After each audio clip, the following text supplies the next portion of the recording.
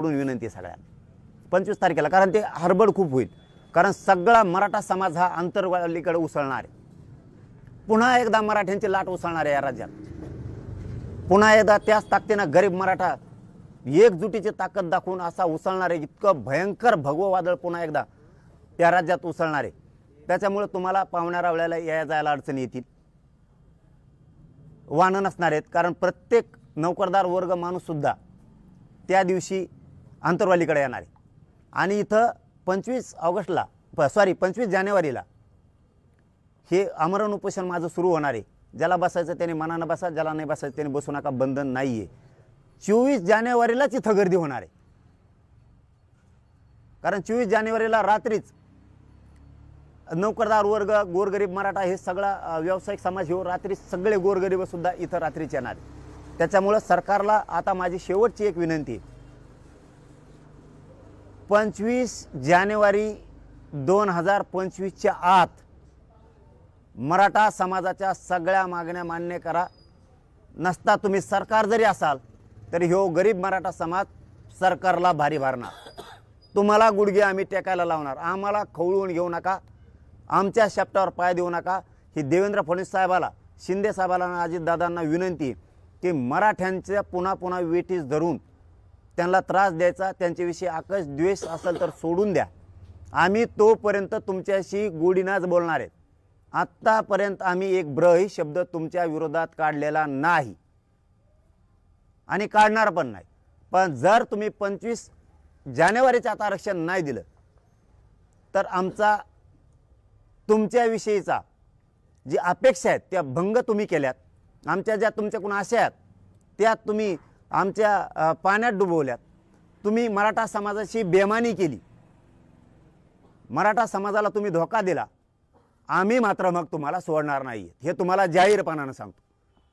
25 जानेवारीपर्यंत तुम्हाला आता सूट आहे. तोपर्यंत तुम्हाला 2 महिन्याचा आम्ही वेळ दिला आहे, कारण डिसेंबर पण आहे आणि जानेवारी पण आहे. या 2 महिन्याच्या काळात तुम्ही आमचे पूर्ण प्रश्न तडीस लावायचे. आम्ही ऐकून घेणार नाहीत. त्यानंतर तुमची मध्यस्थी ऐकून घेणार नाहीत आणि तुमचं काही ऐकून घेणार नाहीत. आणि दुसरं कारण मराठा समाजासाठी सांगतो, 25 जानेवारी धरण्याचं कारण शेवटचं सांगतो. 25 जानेवारी धरण्याचं कारण 26 जानेवारीला 1 वर्ष पूर्ण होतं आहे आपले सगळ्या सोयऱ्यांचा अध्यादेश दिलेला, अधिसूचना दिलेली, त्याची अंमलबजावणी केली नाही. गॅजेट लागू करू म्हणलेले तेही केले नाहीत. सरसकट मराठा समाजाला कुणबी प्रमाणपत्र देऊ, मराठा आणि कुणबी एकच आहे, हाही अध्यादेश पारित केलेला नाही. 1 वर्ष पूर्ण होतं आहे 26 जानेवारीला. म्हणून आपण 25 जानेवारीला सुरू करतोय आमरण उपोषण. आणि मराठा समाजाचे सुद्धा काम आहेत. राज्यातल्या मराठा समाजालाही सांगतो, 25 जानेवारीच्या आत सगळे कामं उरकून घ्या. टोटल एकही काम ठेवू नका. जितक्या दिवस बसायची वेळ आहे ना आता तितके दिवस मराठा समाज आपण बसायचं. यातल्या 2 गोष्टी सांगायच्या राहिल्या तेवढ्या सांगतो आणि मी थांबतो. पहिले की कामं सगळे उरकून घ्या. आमरण उपोषणाला बसा नका बसू, पण ज्यांना ज्यांना इथं बसायचं बसून राहायचं त्यांनी मुंबईसारख्या तयारीने या. आपण आपलंच सरपण फिरपण सगळं भाजी भाकरीची इथंच घेऊन यायचं, इथंच करायचं, इथंच खायचं आणि इथंच झोपायचं. आरक्षण घेईपर्यंत इथून उठायचंच नाही, वापस जायचंच नाही. त्यामुळं कामं सगळे उरकून घ्या. तुम्ही उपोषणाला नसला तरी चालत, तुम्ही इथं बसून सुद्धा पाठिंबा देऊ शकता. आपलं सगळं साहित्य घेऊन या. मराठा समाजाला राज्यातल्या सांगतो, इथं आमरण उपोषण सुरू आहे. त्यामुळं तुमचं इथं राहणाऱ्या जे माणसं राहणार आहेत तिथं कायमस्वरूपी त्यांच्यासाठी सांगतोय, आपलं सगळ्या वस्तू घेऊन या, चहा पाण्याच्या जेवणाच्या सगळ्या, हातरायच्या पांघरायच्या सगळ्या. काही जण गाडीतच झोपत येईल, काहीला जागा मिळाली तर इकडं झोपतील. त्यामुळे सगळ्या वस्तू घेऊन या. कोणी हॉटेलवर चहा प्यायला जायचं नाही, कुठं हॉटेलाला मुक्कामा जायचं नाही. किती श्रीमंत असला आणि किती गरीब असला कुठं हॉटेलावर झोपायला जायचं नाही, जेवायला पण जायचं नाही, कुठं चहा पाणी घ्यायला जायचं नाही. आपलं साहित्य संघ घेऊन यायचं. पाण्याची व्यवस्था येतानाच करून घ्यायची, जार घेऊन यायचे, सगळ्या गोष्टी इथं घेऊन यायच्या. कुठं जायचं नाही, कारण गोरगरिबाच्या लढ्यात सामील व्हायचं. श्रीमंत गेला इकडं झोपायला, गरीब गेला तिकडं झोपायला, कुठं हाटलावर झोपायला जायचं नाही, जेवायला जायचं नाही, काय नाही. चटणी भाकरी इथंच खायच्या, नाही तर येताना घेऊन यायचं, नाही तर स्वतःच करायचं. इथं एकजुटीनं या. तुमच्यात असं क्षमता, दम धरायची ताकद तर उपोषण करा, नाही तर करू नका. आणि घरच्याच्या विरोधात जाऊन एकाने उपोषण करू नका. घरच्यांचा जर विरोध असेल तर अजिबात विरोधात जाऊन करायचं नाही. मी एकटा खंबीर आहे, मी मरायला तयार आहे. आणि मराठा समाजाला शेवटचं सांगतो, तुम्ही खूप एकजूट दाखवली, तुमच्या माझ्याकडून खूप अपेक्षा आहेत. प्रत्येक मराठा समाजाचं वाटतं हेच पोरगा आता काहीतरी आपल्या लेकरांचं करू शकतं. तुमच्या अपेक्षा मी कधीच भंग होऊ देणार नाही, तुमच्याशी गद्दारी करणार नाही, कधी मॅनेज होणार नाही, कधी फुटणार नाही. हो शब्द आहे माझा तुम्हाला. ही हात जोडून मराठ्यांना विनंती आहे की तुमच्या अपेक्षा ज्या माझ्याकडून आहेत त्या मी पूर्ण करणार आहे, मी कधी हटणार नाही. एखाद्या वेळेस असंही होऊ शकतं की या उपोषणा मला आता सहन होत नाही, किती उपोषणं करावं. मी काल दौरे करून आलो तर मला 4 दिवस आराम करायला लागला, सलाईन घ्यायला लागतात. माझे लय हाल आहेत, माझ्या लय वेदना आहेत. माझा याच्यात शेवटही होऊ शकतो, पण माझा मराठा समाज सांभाळा. काही झालं तरी मी हटणार नाही आहे. माझ्या समाजाला आरक्षण दिल्याशिवाय मी हटत नाही, काळजी करू नका. एखाद्या वेळेस 100% मलाही असं वाटतं की मला आता शरीर साथ देत नाही. पहिल्यांदा मी 8-8, 10-10 दिवस, 15-15 दिवस उपोषण करत होतो. आता दुसऱ्या तिसऱ्या दिवशी माझे खूप हाल होणार आहेत, कारण मला आत्ताच उठता येत नाही, बसता येत नाही.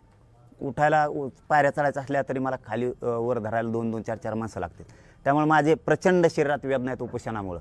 एखाद्या दिवस माझा शेवटसुद्धा होऊ शकतो याच्यात. मी माझा शेवट झाला तरी हरकत नाही. माझ्या कुटुंबालाही सांगतो, समाजालाही सांगतो, कुणी रुसू नका.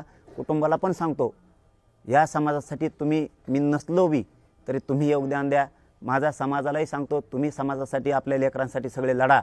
हे लढा कधीही बंद पडू देऊ नका. आपल्या मराठा समाजाला कायमचं आयुष्याचं मिळाल्याशिवाय हा लढा बंद पडू द्यायचा नाही, ही माझी समाजाला हात जोडून विनंती आहे. आणि दुसरं एक, माझा शेवट जरी झाला तरी चालत, मी शेवट करायला तयार आहे. पण मी मात्र मॅनेज होऊन फुटणार, गद्दार होणार नाही.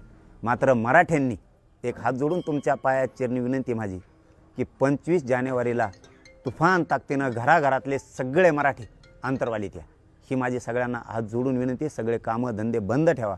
4-4, 1-1, 2-2 दिवस काम बंद ठेवल्याने काय फरक नाही पडणार, आपल्या समाजाचं कल्याण होईल.